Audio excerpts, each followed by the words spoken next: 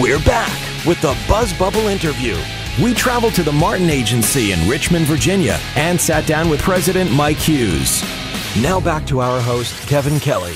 Mike, I want to thank you for taking the time to come into the Buzzbubble with me today, and I wanted to start out by congratulating you on being inducted to the One Club Hall of Fame. Was that something you ever had dreamed about, as you were coming up through the business?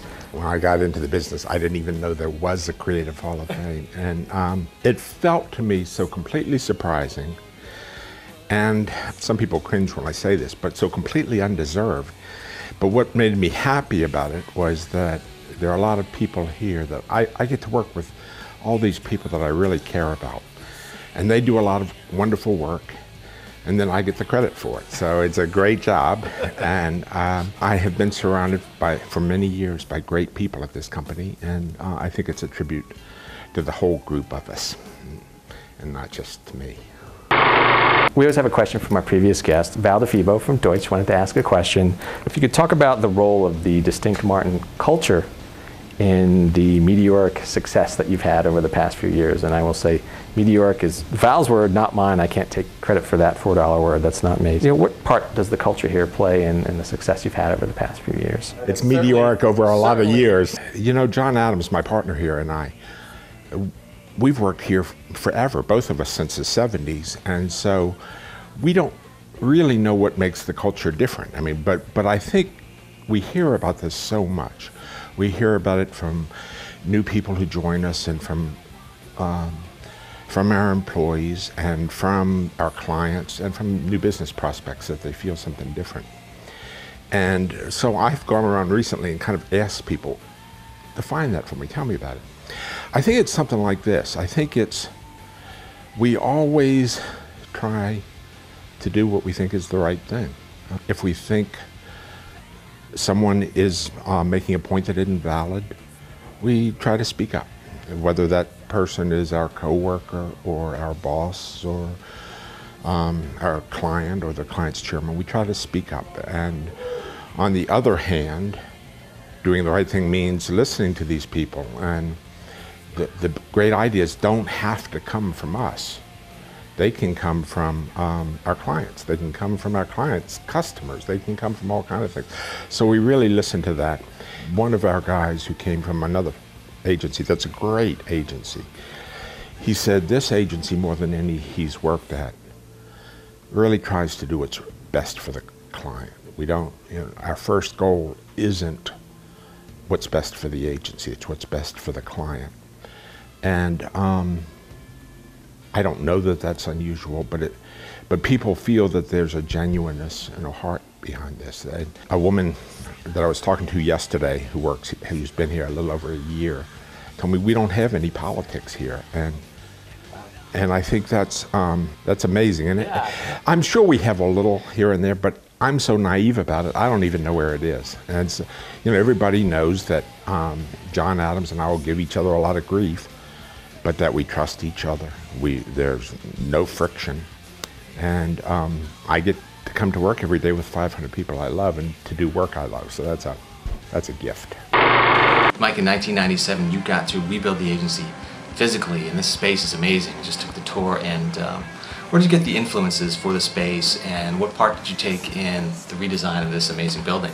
Here's what surprises everybody. I am the only creative director in the history of the industry that doesn't care about office space or office design or any of that stuff. So I always handed it off to somebody else.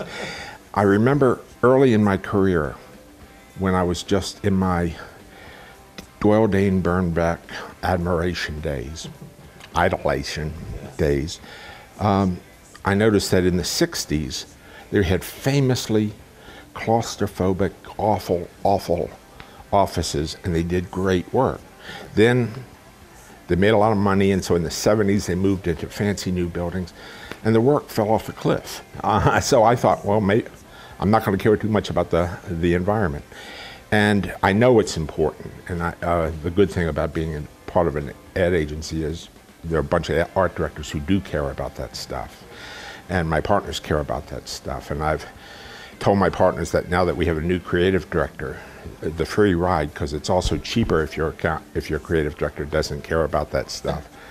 That's going to start changing, because I'm sure John Norman is going to have really strong opinions, and it's going to be cool. Yeah, one time we had 52 meeting rooms, and as we've grown, a lot of those we've had to move people in, so we don't have as many, although we need more now. So we do just try to make the space an easy place to work. A follow-up question from Val. She had wanted to get your opinion on why there are so few women in advertising that are in senior positions or that are recognized.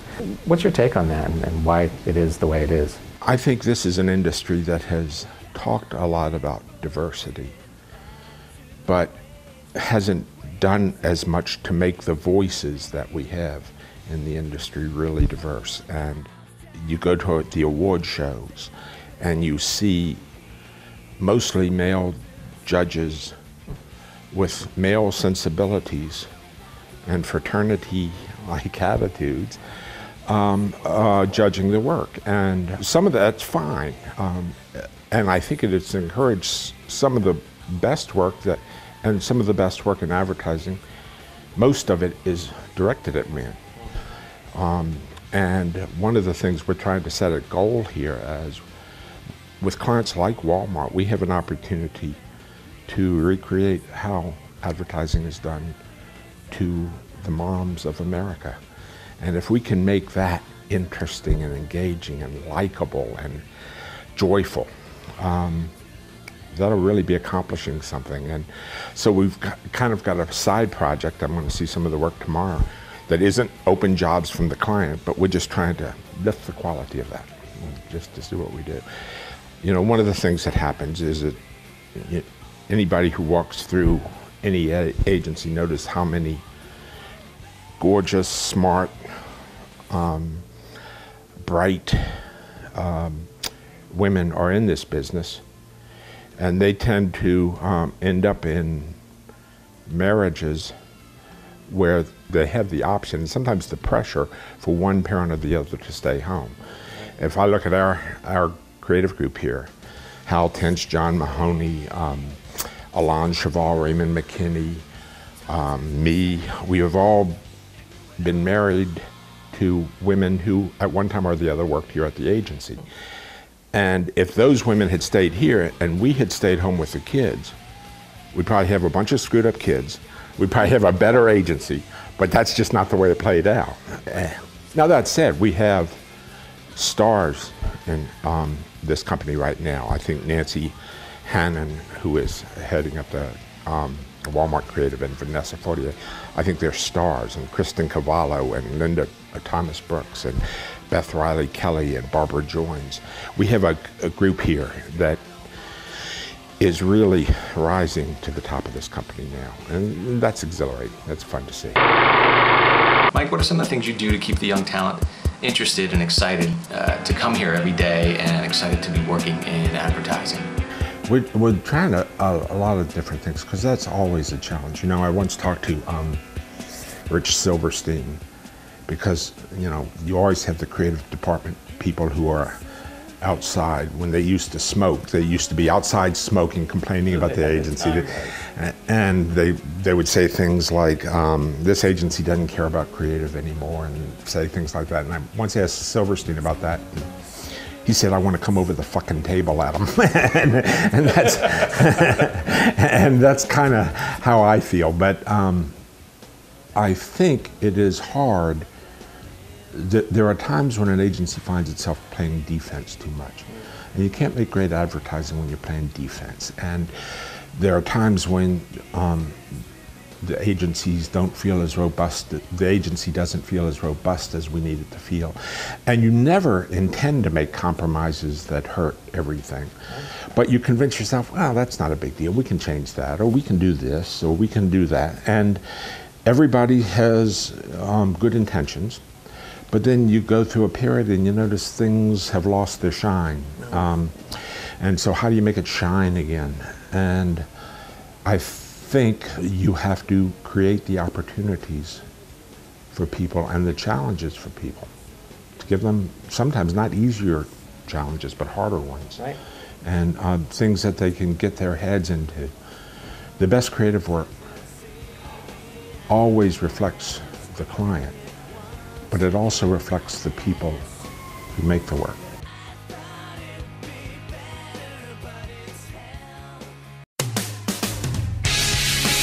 That's it for part 1 of the Buzzbubble with Mike Hughes. Tune in next week for part 2.